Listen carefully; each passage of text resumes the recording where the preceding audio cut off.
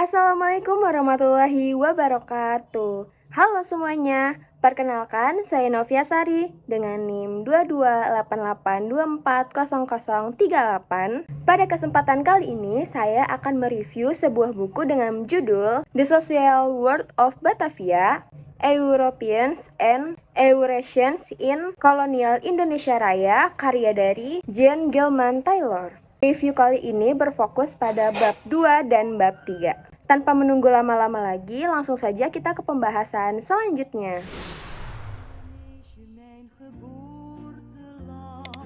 Oke, yang pertama saya akan membahas bab 2 tentang pertumbuhan masyarakat kolonial Batavia pada abad ke-17. Awalnya, Batavia hanya berfungsi sebagai pusat dagang VOC, namun seiring waktu semakin banyak pegawai VOC yang menetap secara permanen di Jawa.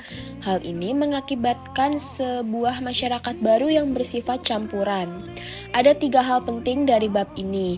Yang pertama, perkawinan silang antara laki-laki Eropa dan perempuan Asia yang melahirkan komunitas Eurasian atau Indo. Kedua, kehidupan sehari-hari VOC sangat dipengaruhi budaya lokal, baik dari bahasa, pakaian, maupun tradisi sosial. Dan yang terakhir adalah muncul elit baru yang mulai menganggap Jawa sebagai tanah air, bukan lagi Belanda. Lalu pada bab ketiga yang menggambarkan Batavia di abad ke-18. Kota ini terkenal indah, namun sebenarnya penuh masalah kesehatan akibat malaria, kolera, dan kepadatan penduduk. Akibatnya, para elit lebih memilih tinggal di luar kota dan membangun villa-villa megah hingga ke daerah Bogor. Poin penting dalam bab ini antara lain, yang pertama adalah munculnya budaya villa dan perkebunan sebagai simbol status sosial. Yang kedua, pola keluarga yang unik. Seringkali kekuasaan diwariskan melalui menantu laki-laki dan bukan anak kandung.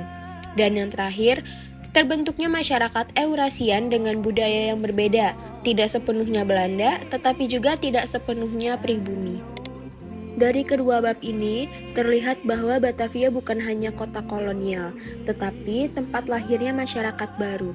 Identitas Eropa sendiri menjadi cair karena banyak orang Indo yang ikut masuk ke dalam elit. Meskipun tetap ada diskriminasi, proses ini juga memperlihatkan betapa besar ketergantungan VOC pada tenaga, jaringan, dan budaya lokal.